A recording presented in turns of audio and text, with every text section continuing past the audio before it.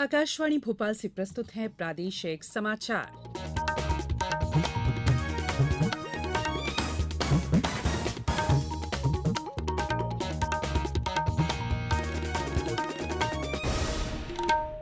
नमस्कार, समाचारों के साथ मैं संयुक्ता बैनर्जी। सबसे पहले इस बुलेटिन के मुख्य समाचार। प्रदेश के 51,000 से अधिक मेधावी छात्रों को लैपटॉप देने के लिए मुख्यमंत्री आज करेंगे राशि का अंतरण। नीमच जिले की जावद तहसील में बायोटेक्नोलॉजी पार्क खोलने का प्रस्ताव। किसानों की आय बढ़ाने के लिए प्रदेश में शुरू की गई मुख्यमंत्री डेयरी प्लस योजना। और राष्ट्रपति आज नई दिल्ली में राष्ट्रीय फिल्म पुरस्कार प्रदान करेंगी। वर्ष 2020 का दादा साहेब फाल्के पुरस्कार अभिनेत्री आशा पारेख को दिया जाएगा। अब समाचार विस्तार से। आज भोपाल में प्रदेश के प्रतिभाशाली विद्यार्थियों को लैपटॉप की सौगात दी जाएगी। इसके लिए उनके बैंक खातों में लैपटॉप की राशि का मुख्यमंत्री शिवराज सिंह चौहान अंतरण करेंगे। राजधानी भोपाल के लाल परेड मैदान में आयोजित इस कार्यक्रम में प्रतिभाशाली विद्यार्थी प्रोत्साहन योजना में प्रदेश के मेधावी विद्यार्थी जिन्होंने 12वीं कक्षा में प्रथम प्रयास में 75% या उससे अधिक अंक प्राप्त किए हैं, ऐसे 91,493 प्रतिभाशाली विद्यार्थियों को योजना में लाभान्वित किया जाएगा। स्कूल शिक्षा और जनजातीय विभाग द्वारा संयुक्त रूप से राशि अंतरित की जाएगी। मुख्यमंत्री श्री चौहान प्रत्येक संभाग से मंडल की प्रावीण्य सूची से सर्वोच्च अंक प्राप्त करने वाले दो विद्यार्थियों को प्रतीक स्वरूप चेक देंगे। इस अवसर पर आयोजित कार्यक्रम में स्कूल शिक्षा और सामान्य प्रशासन राज्य मंत्री इंदर सिंह परमार और जनजातीय कार्य और अनुसूचित जाति कल्याण मंत्री मीना सिंह उपस्थित रहेंगे। प्रधानमंत्री नरेंद्र मोदी आज गुजरात में गांधीनगर स्टेशन से गांधीनगर मुंबई वंदे भारत एक्सप्रेस रेलगाड़ी को झंडी दिखाकर रवाना करेंगे। श्री मोदी इस ट्रेन से गांधीनगर से कालूपुर रेलवे स्टेशन की यात्रा करेंगे। श्री मोदी अहमदाबाद मेट्रो रेल परियोजना का भी उद्घाटन करेंगे और मेट्रो से कालूपुर स्टेशन से दूरदर्शन केंद्र मेट्रो स्टेशन का सफर करेंगे। प्रधानमंत्री दोपहर में अहमदाबाद एजुकेशन सोसाइटी के कार्यक्रम में शहर की मेट्रो परियोजना के पहले चरण का उद्घाटन करेंगे। इसके बाद शाम को श्री मोदी अंबाजी में 7,200 करोड़ रुपए से अधिक लागत की परियोजनाओं का शिलान्यास और लोकार्पण करेंगे। वे अंबाजी मंदिर में दर्शन और पूजा करेंगे। उसके बाद प्रधानमंत्री गब्बर तीर्थ में महाआरती में हिस्सा लेंगे। नीमच जिले की जावद तहसील में बायोटेक्नोलॉजी पार्क खोलने का प्रस्ताव है। इस बारे में केंद्र सरकार के जैव प्रौद्योगिकी विभाग को एक प्रस्ताव भेजा गया है। ये जानकारी कल भोपाल में मध्यप्रदेश विज्ञान और प्रौद्योगिकी परिषद मैपकास्ट की साधारण सभा की 10वीं बैठक में दी गई।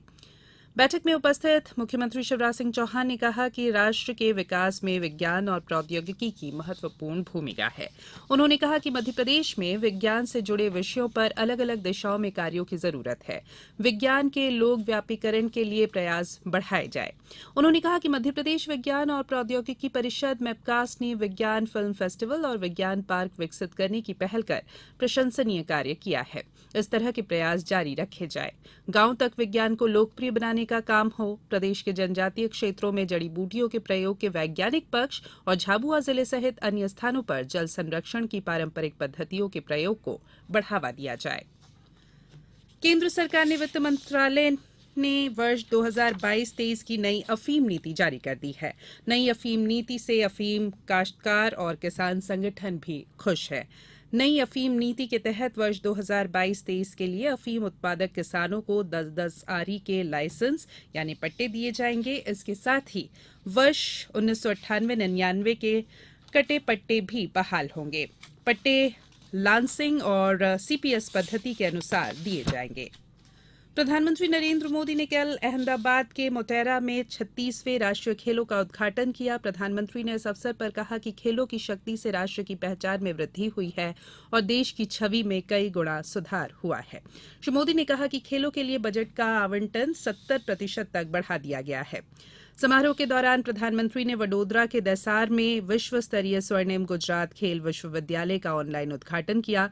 गौरतलब है कि 36वें राष्ट्रीय खेलों में 28 राज्यों और 8 केंद्र शासित प्रदेशों के 60,000 से अधिक खिलाड़ी भाग ले रहे हैं। देश में ये सबसे बड़ा खेल आयोजन है। ये खेल 6 शहरों के 15 स्थानों पर आयोजित किए जाएंगे और 12 अक्टूबर को संपन्न होंगे। ये समाचार आप आकाशवाणी भोपाल से सुन रहे हैं। हमारे समाचारों को आप कभी भी और कहीं भी अपनी सुविधा के अनुसार सुन सकते हैं। ये समाचार बुलेटिन यूट्यूब, ट्विटर और फेसबुक पर एआईआर न्यूज भोपाल पेज पर सुने जा सकते हैं। इसके अलावा आप हमारी वेबसाइट newsonair.nic.in पर या एआईआर न्यूज ऐप पर भी ये समाचार सुन सकते हैं। ब्रेक के बाद बुलेटिन में एक बार फिर आप सभी का स्वागत है। डेयरी व्यवसाय से प्रदेश के किसानों की आय में वृद्धि हो और वे पशुपालन कर अधिक से अधिक आय अर्जित कर सके। इसके लिए मुख्यमंत्री शिवराज सिंह चौहान ने कल बुदनी विकासखंड की ग्राम पंचायत तालपुरा में मुख्यमंत्री जनसेवा अभियान के शिविर में मुख्यमंत्री डेयरी प्लस योजना का शुभारंभ किया। पायलट प्रोजेक्ट के तौर पर योजना प्रदेश के 3 जिलों सीहोर, विदिशा और रायसेन में शुरू की गई है। इस अवसर पर मुख्यमंत्री ने कहा कि मुख्यमंत्री जनसेवा अभियान शिविर आमजनों को योजनाओं से लाभान्वित करने के लिए ही लगाए जा रहे हैं। इन शिविरों से सभी पात्र हितग्राहियों को योजना का लाभ मिले, इसके लिए विशेष शिविर लगाए जाएं।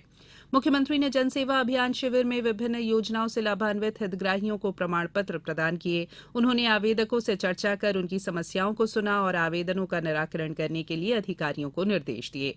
मुख्यमंत्री ने हितग्राहियों को स्वीकृति पत्र और सामग्री का प्रतीक स्वरूप वितरित किया। भारतीय रिजर्व बैंक आज अपनी द्विमासिक मौद्रिक नीति की घोषणा करेगा।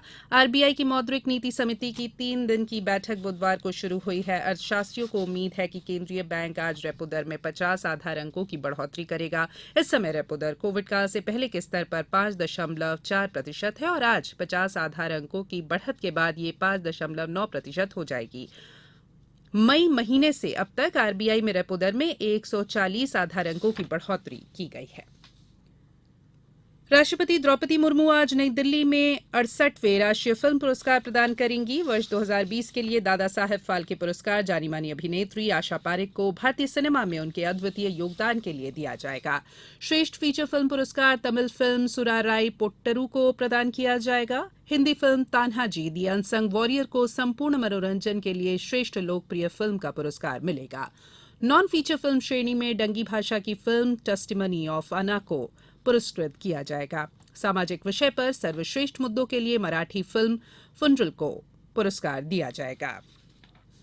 Vietnam open super 100 badminton tournament के मिक्स डबल्स मुकाबले में भारत के एन सिक्की रेड्डी और रोहन कपूर की जोड़ी ने हांगकांग के फेन यायांग और येंग शीजोई की जोड़ी को हराकर क्वार्टर फाइनल में प्रवेश कर लिया। मिक्स डबल्स में मौर्यन कथावरण और कुषाण बालाश्री और बोक्का नवनीत और प्रिया कोनजेंगबाम की 2 अन्य भारतीय जोड़ी को राउंड 16 में हार का सामना करना पड़ा। अब कुछ समाचार संक्षेप में। मध्यप्रदेश हाईकोर्ट ने जबलपुर नगर निगम में सीधी भर्ती के चयन के लिए प्रक्रिया के निर्देश दिए हैं। इसके अलावा हाईकोर्ट ने यह भी निर्देश दिए हैं कि कोर्ट की बिना अनुमति के परिणाम घोषित नहीं किए जाए। खंडवा आकाशवाणी में 14 से 29 सितंबर तक हिंदी पखवाड़ा मनाया गया। इस दौरान हिंदी के प्रगामी प्रयोग और प्रचार प्रसार के लिए विभिन्न कार्यक्रम और प्रतियोगिता आयोजित हुई। आगरमालवा में रोजगार मेले में विभिन्न निजी कंपनियों द्वारा 182 युवाओं का प्रारंभिक चयन किया गया। इंदौर जिले में 17 सितंबर से शुरू हुए मुख्यमंत्री जनसेवा अभियान के तहत अब तक हुए कार्यों की समीक्षा के लिए कलेक्टर मनीष सिंह ने संबंधित विभागों के अधिकारियों की बैठक ली। सतना में सुरक्षा जवान भर्ती शिविर में चयनित युवाओं का दल प्रशिक्षण सेंटर के लिए रवाना किया गया है। पन्ना की खदानों में 10 बेशकीमती हीरे मिले हैं, जिन्हें हीरा कार्यालय में जमा कराया गया है। और विश्व बौद्धिक संपदा संगठन के वैश्विक नवाचार सूचकांक में भारत 40वें स्थान पर पहुंच गया है। पिछले 7 वर्षों में ये बड़ी प्रगति है, जब भारत की रैंकिंग में 41वां स्थान का सुधार हुआ है। अंत में बुलेटिन के मुख्य समाचार एक बार फिर। प्रदेश के 51,000 से अधिक मेधावी छात्रों को लैपटॉप देने के लिए मुख्यमंत्री आज करेंगे राशि का अंतरण। नीमच जिले की जावत तहसील में बायोटेक्नोलॉजी पार्क खोलने का प्रस्ताव। किसानों की आय बढ़ाने के लिए प्रदेश में शुरू की गई मुख्यमंत्री डेयरी प्लस योजना। और राष्ट्रपति आज नई दिल्ली में राष्ट्रीय फिल्म पुरस्कार प्रदान करेंगी। वर्ष 2020 का दादा साहेब फाल्के पुरस्कार अभिनेत्री आशा पारेख को दिया जाएगा। बुलेटिन में इतना ही। इजाजत दीजिए। नमस्कार।